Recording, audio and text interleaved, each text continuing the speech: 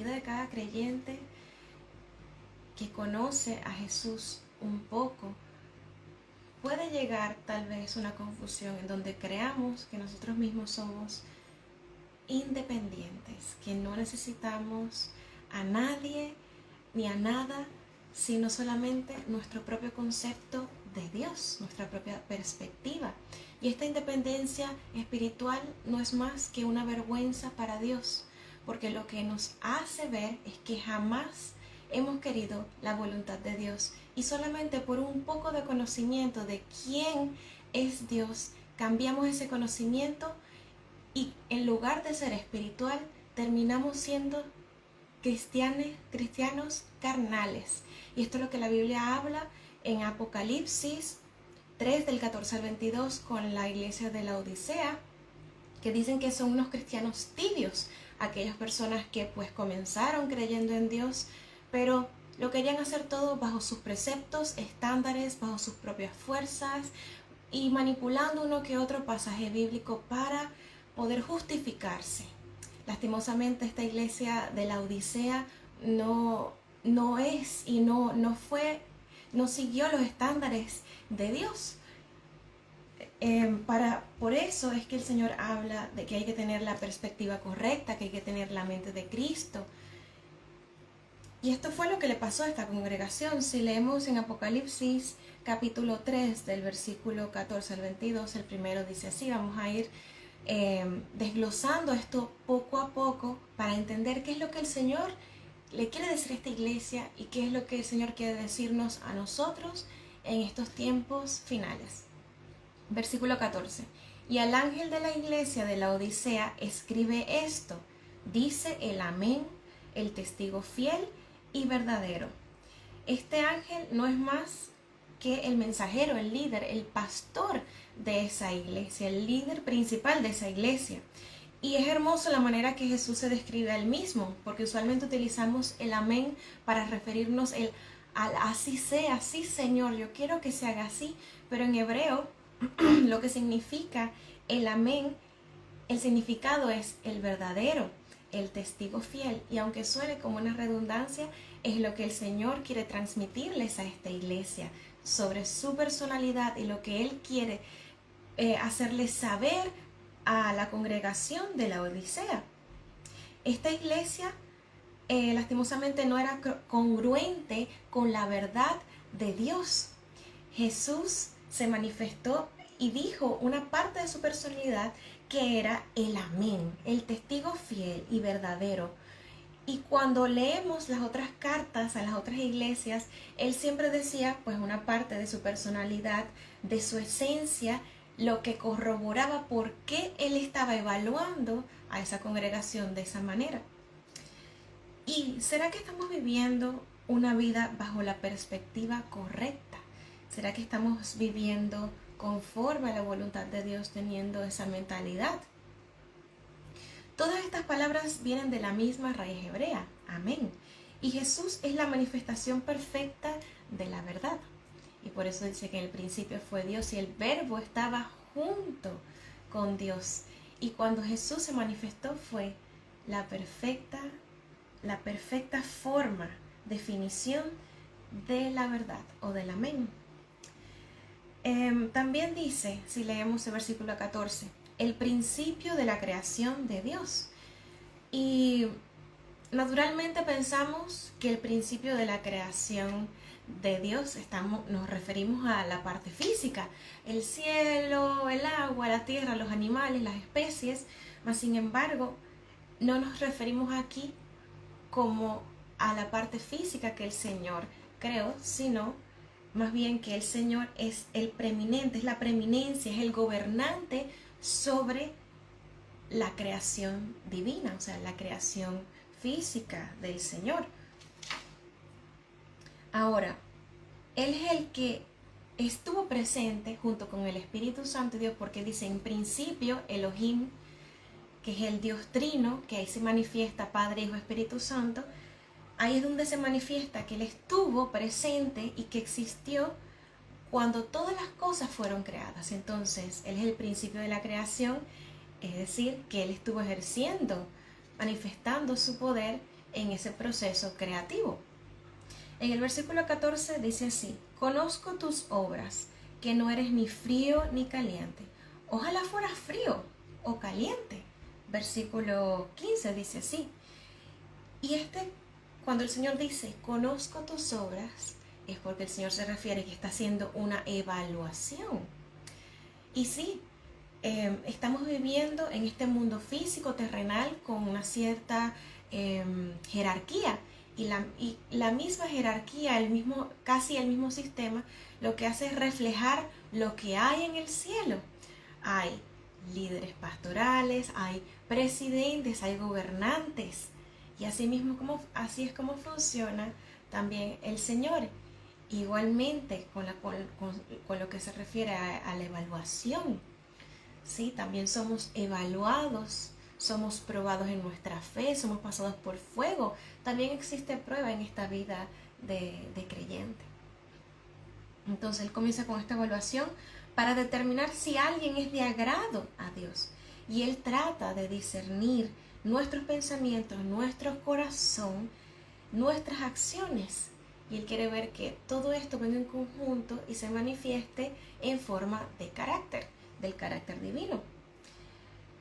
Luego dice que no eres ni frío ni caliente. Se refieren a aquellas personas que no tienen compromiso, que andan en dos aguas, un pie en el mundo, un pie en la iglesia, un pie en la discoteca, un pie alabando al Señor, un pie orando en la mañana y el otro pie yéndose de fiestas.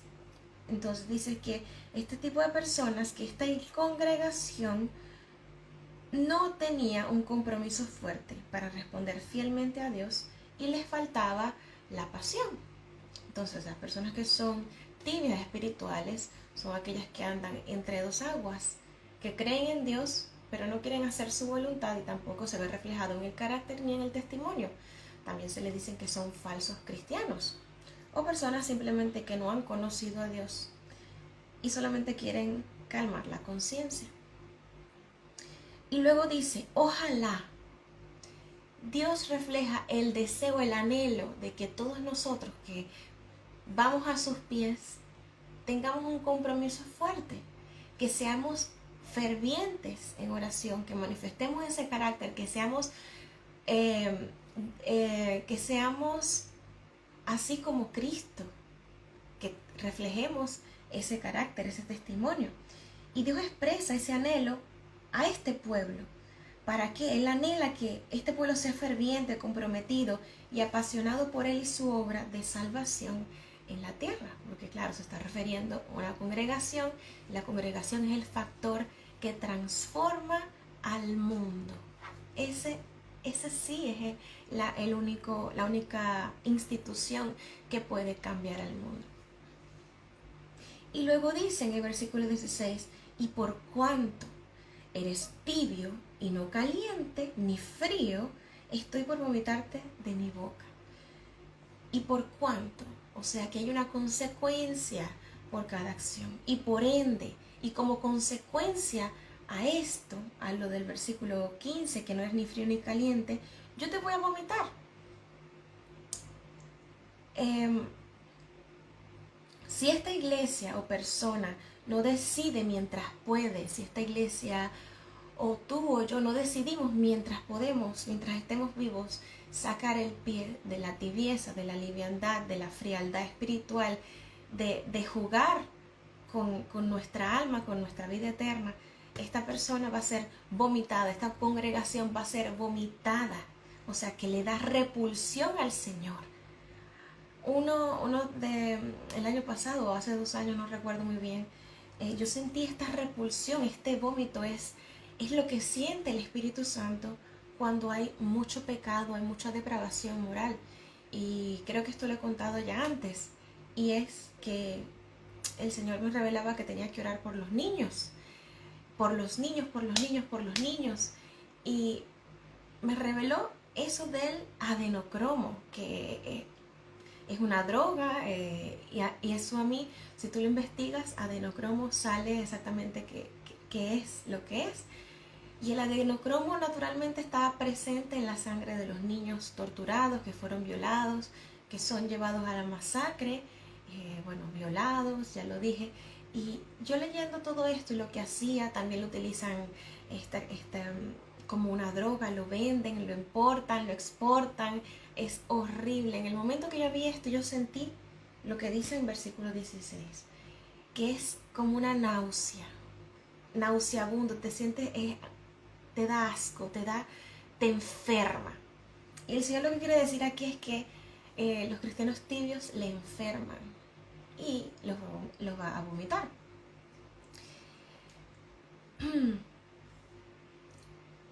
La pregunta aquí que el Señor quiere traer a nuestra reflexión: si somos de verdad creyentes, ¿por qué no anhelamos la presencia de Dios más? ¿Por qué no anhelamos ser separados, ser santos, apartarnos del mundo, de su maldad, para entrar a esa comunión divina y ser como Cristo? ¿Será que estamos viviendo la vida correctamente? ¿Es Jesús nuestra prioridad número 1 en la vida? ¿O solo es una manera de calmar nuestra conciencia? Recuerda, Jesús anhela tu compromiso. Él anhela que des el primer paso porque ya lo hizo todo. Ya murió por ti, ya limpió tus pecados, ya Él te da la salvación eterna. Él te promete muchísimas recompensas bajo la condición de que te separes del mundo, lo ames a Él, le sirvas a Él, lo conozcas y seas como Él. Porque la bendición de Dios viene bajo la obediencia. Esta congregación lastimosamente enfermaba a Dios, esta iglesia de la Odisea, y nos hace reflexionar cómo hacemos sentir a Dios. Él está feliz de nuestra vida, está complacido, o lo estamos enfermando con nuestras actitudes, testimonio, manera de pensar, etc. Seguimos el versículo 17. Porque dices, soy rico, me he enriquecido y no tengo necesidad de nada. Y no sabes que eres un desventurado y un miserable, pobre, ciego y desnudo. Para las personas que creen que solamente Dios es amor, pues están equivocados. Dios puede ser amor, pero también es fuego consumidor. Él es nuestro Padre, pero también es nuestro juez. Él nos liberó del pecado y nos dio la salvación. Y Él espera que a través de ese sacrificio hermoso y del Espíritu Santo podamos ser aquellos hijos que Él desea. Entonces dice sí, porque dices. Entonces esta congregación está 100% segura que está en lo correcto, cuando es exactamente lo opuesto. Dice, soy rico. Este es el problema. Ellos se evalúan a ellos mismos. Los cristianos tibios se evalúan a ellos mismos. No van conforme a los estándares de Dios. Y conforme a sus estándares terrenales, ellos estaban bien. Ellos creyeron una mentira, la cual está vigente hoy. Y la gente piensa que la riqueza financiera y la estabilidad financiera es una respuesta a Dios por ser tan buenos cristianos. ¿Por qué? Porque usualmente la estabilidad financiera nos hace ser independientes. Y muchos caen en el engaño de porque son independientes, estables financieramente, también pueden ser independientes de la voluntad de Dios. Y esto es un error grave y está vigente hoy. Esta riqueza financiera, ellos piensan que es una aprobación de la vida de este creyente y trae la seguridad a su vida. Pero entonces no todo el tiempo ser próspero es una respuesta divina al llamado de Dios o es una respuesta a la evaluación espiritual del ser o de la congregación en cuestión. Dios no evalúa nuestros estados financieros. Dios evalúa nuestro carácter, nuestro testimonio, nuestro compromiso, evalúa nuestros pensamientos, todo nuestro ser. Y Él actúa también como respondemos a ese compromiso, como respondemos a ese llamado, como actuamos a la palabra de reprensión y disciplina. Y luego ellos dicen, soy rico, ¿no? Y no tengo ninguna necesidad. Y me he enriquecido. Esa palabra enriquecido, si la traducimos un poco, dice, he encontrado autoridad y poder. Y por eso que el Señor dice en su palabra que no podemos servir a dos dioses, al Dios dinero y a Dios. He encontrado autoridad y poder. Es por eso que al comienzo yo hablaba de que el cristiano conseguía esa independencia y ya no necesitaba de Dios, ya sea porque estaba estable económicamente o porque se sentía seguro por causa de su conocimiento o su experiencia a lo largo de su vida cristiana. Esta persona, por causa de su estabilidad financiera, tiene la habilidad de satisfacer, de cumplir sus propios deseos y enfatizan con mucha seguridad que no tienen necesidad de Dios. ¿Por qué? Porque son estables financieramente, porque creen saber quién es Dios y ya se desapegan de la voluntad y del precepto, del propósito que Dios tiene para esa vida. Y ahora el Señor habla duramente las siguientes palabras cuando dice 5 adjetivos. Y el Señor también obra con números. En el principio, al tercer día, en el noveno día, en el 10º día. Y habla que hay una numerología, hay un significado detrás de cada número. Y habla de estos 5 adjetivos que simbolizan el estar incompleto. Y dice así, cuando Jesús evalúa esta congregación, dice, número 1, que son miserables, que son repulsivos, que son pobres, ciegos y están desnudos. O sea, la Odisea estaba desnuda espiritualmente, o sea, daban vergüenza. Cuando el Señor dice que va a levantar las faldas, cuando dice en la Biblia, y levantaré tus faldas y van a ver tu vergüenza, o sea, su desnudez. Y lo que explica que nosotros estamos desnudos espiritualmente sin Cristo, sin ese sacrificio de Jesús. Se ve que estamos en pecado, que estamos muertos en vida, que necesitamos de Él. Esta iglesia también era pobre en el espíritu, no, porque no era pobre financieramente, porque ellos habían dicho que eran ricos terrenalmente. Eran pobres en espíritu, o sea que no tenían ni frutos de arrepentimiento, ni frutos de justicia, ni frutos del Espíritu Santo que es a través del amor. Y ellos no veían su error, porque no veían la perspectiva de Dios. Se habían trancado con esta escama espiritual y sin darse cuenta estaban siendo independientes, se apartaron del amor de Dios y lo suplantaron por el dinero. Y ya desde mucho tiempo atrás el ser humano ha querido buscar la independencia de Dios, pero en todas sus acciones, en todos esos momentos, la humanidad y la sociedad en general ha visto que todo lo que hacen nunca es exitoso. El independizarse de Dios no va a traer éxito en ningún área.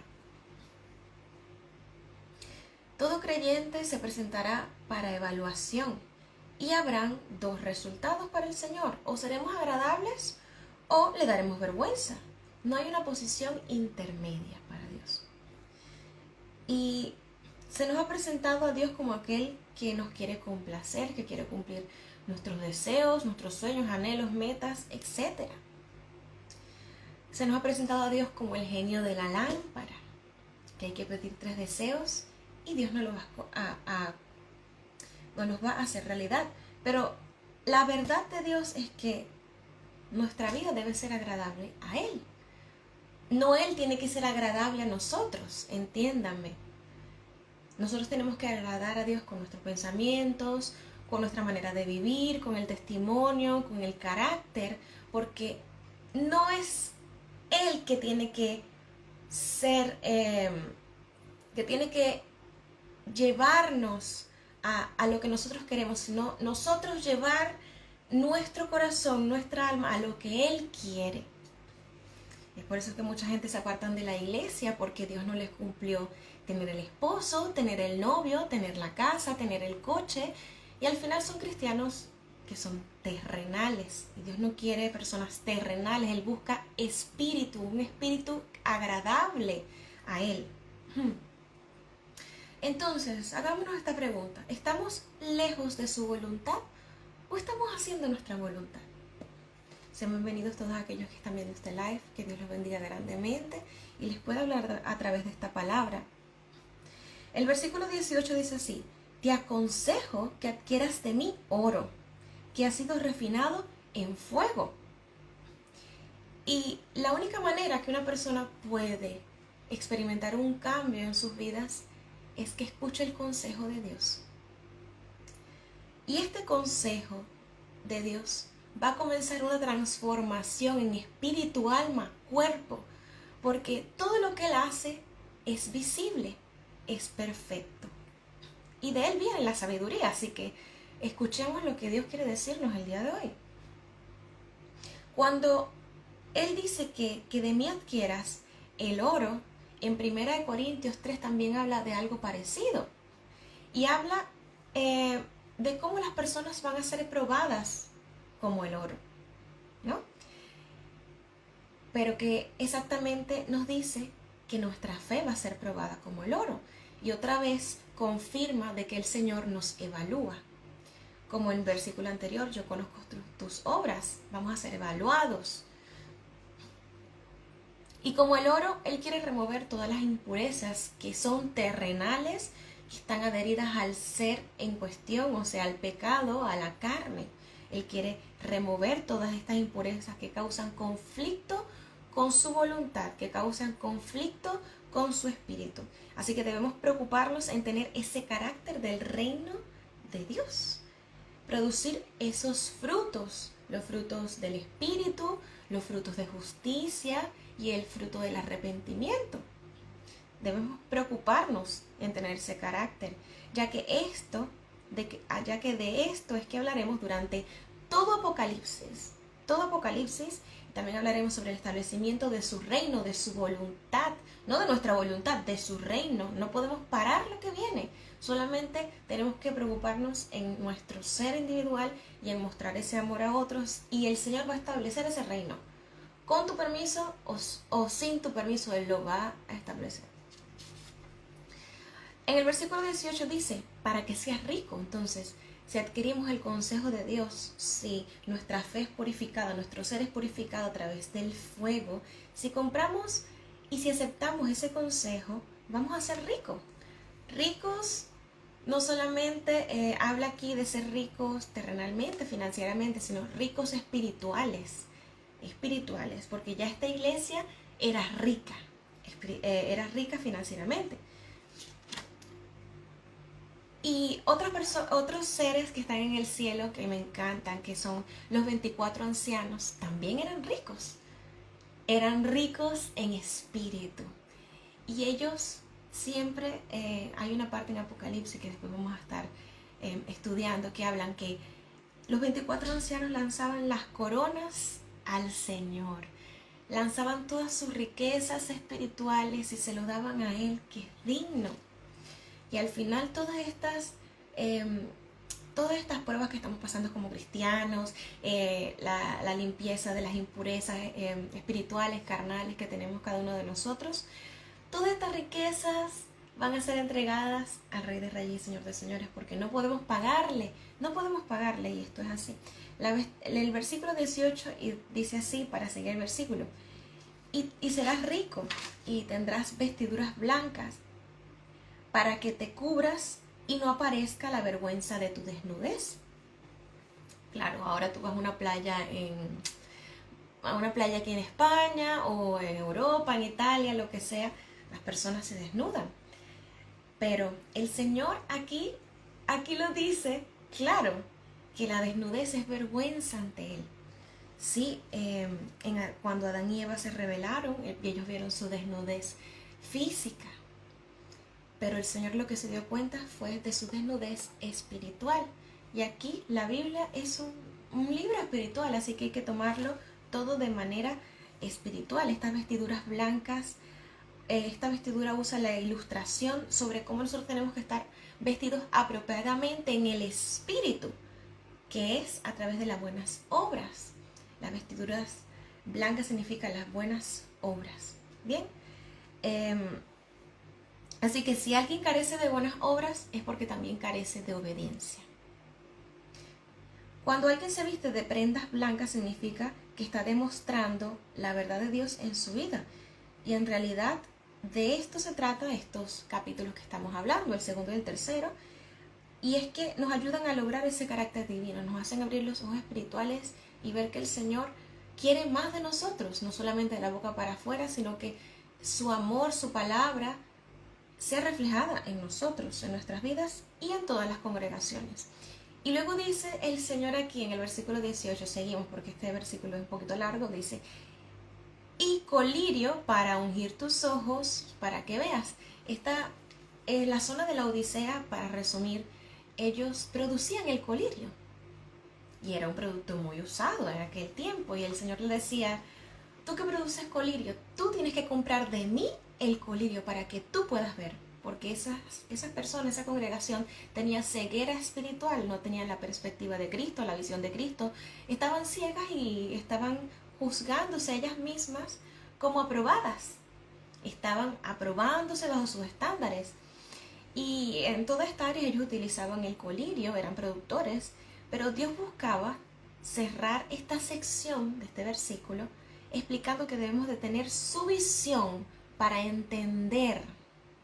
No entender con nuestra mente finita, porque entender su propósito y voluntad a veces no va a llegar a nosotros al 100%, sino entender con el Espíritu, que es infinito, que anduvo sobre las aguas, sobre la faz de la tierra antes de la creación y antes que el Señor ordenara el mundo.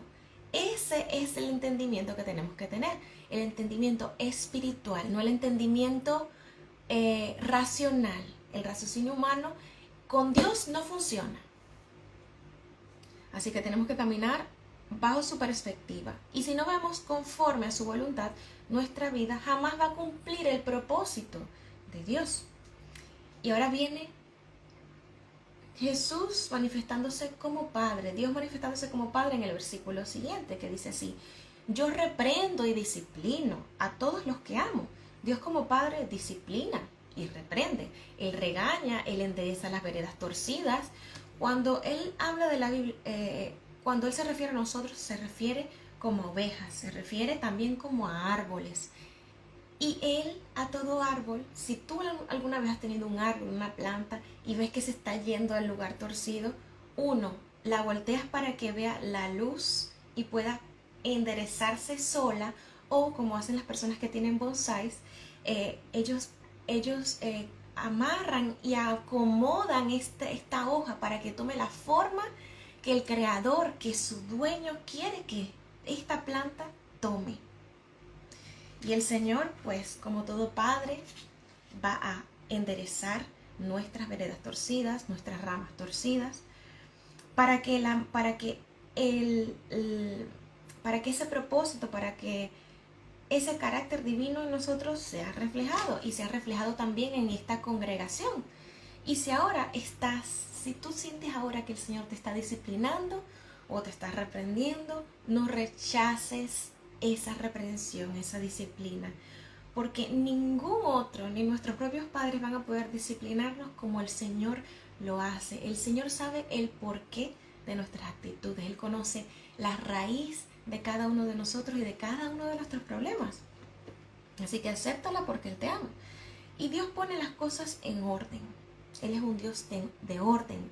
Si tú ves nuestro cuerpo, cómo nuestro esqueleto está conformado, cómo cada músculo es colocado encima de cada músculo, cómo cada órgano está formado para ayudar al corazón, el sistema linfático, los nódulos, tú te quedas impresionado del orden y detalle que para un ser humano le cuesta, imagínate, 7 años o 5 años para estudiar la anatomía humana. Y si se quiere especializar, 2 años más. Un ser humano normal, común y corriente, como tú y yo, necesitaría toda una vida para poder conocer a la obra maestra, que es el cuerpo del ser humano.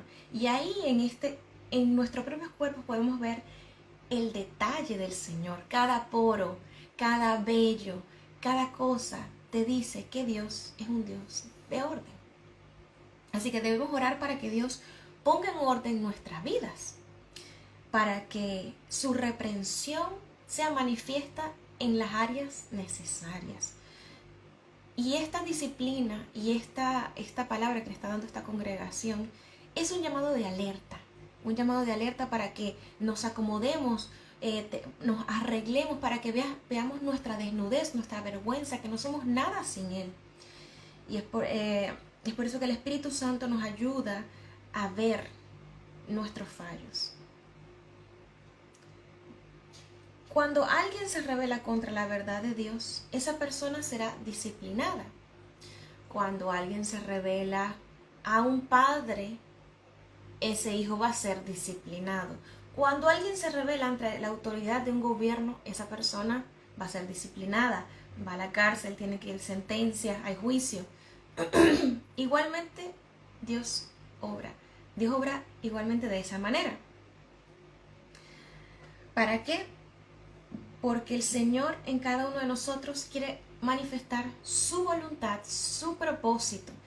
Tú no nada más naciste para ser madre, hermano, hija. Tú naciste para cumplir el propósito de Dios, que es el anhelo más grande, que es el de salvar almas. Y el Señor quiere transformar nuestras vidas, enderezar nuestras veredas torcidas, para que ese propósito se haga manifiesto. Así que la reprensión y la disciplina son productos del amor de Dios. Así que hay que recibirlas porque son consejos, son instrucciones sabias. Seguimos con el versículo 19. Sé pues fervoroso. O en otra versión dice, por tanto sean diligentes y arrepiéntete.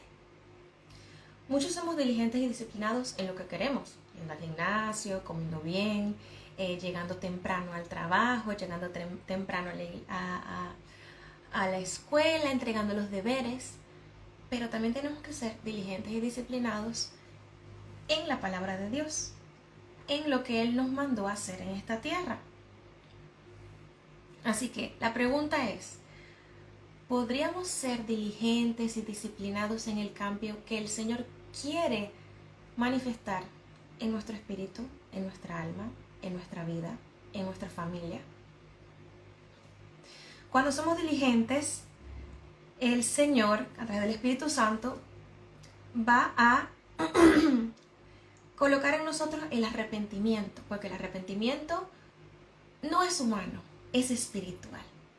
Así que hasta lo más mínimo que el Señor requiere de nosotros va a provenir del Espíritu Santo del Señor. Así que el versículo 20 dice así: He aquí que estoy de pie junto a la puerta, dando aldabonazos, es decir, tocando con constancia, siendo constantes. Si alguno oyera mi voz y abriera la puerta, entraré a él y cenaré con él y él conmigo. El Señor nos hace referencia a esta analogía de manera familiar, de una manera terrenal.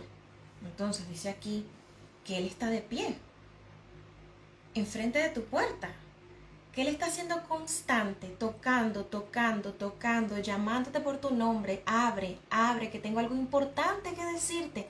Abre la puerta de tu corazón. Y cuando tú tienes algo importante que decirle a alguien, tú eres constante, tú eres diligente, tú llamas un montón de veces. Que si tienes algún compromiso con tus papeles, qué sé yo, nacionalidad, DNI, lo que sea, tengo que llamar a esta institución, tengo que ser constante y voy a llamar, necesito cita, necesito ir. Y tú, como ser humano, eres constante con cosas que no van a tener nada bueno en tu vida espiritual. Imagínate el mismo Dios que conoce cómo va a terminar tu vida, lo constante que es Jesús, tocando esa puerta. Y luego dice, si alguno oyera mi voz y abriera la puerta, si alguien entre la multitud oyera mi voz. Estamos interesados en escuchar la voz de Dios, lo que Él quiere decirnos a nuestras vidas, que evidentemente es de vida o muerte, es importante. Dice, entraré a Él y cenaré con Él. entraré a Él, ya ahí acaba la referencia física y entra la referencia espiritual. Cuando abrimos las puertas de nuestro corazón, Él a través de su Espíritu Santo van a morar dentro de nosotros. Y cenaré con Él y Él conmigo, porque Él nos va a dar alimento espiritual, porque un alma que está lejos de Dios es un alma que está raquítica, que está bulímica, anoréxica, que está muerta de hambre, está en los huesos. Y así el Señor ve a la humanidad que no está con Él, seca, sin vida. Así nos ve el Señor por causa del pecado en lo que aconteció con Adán y Eva.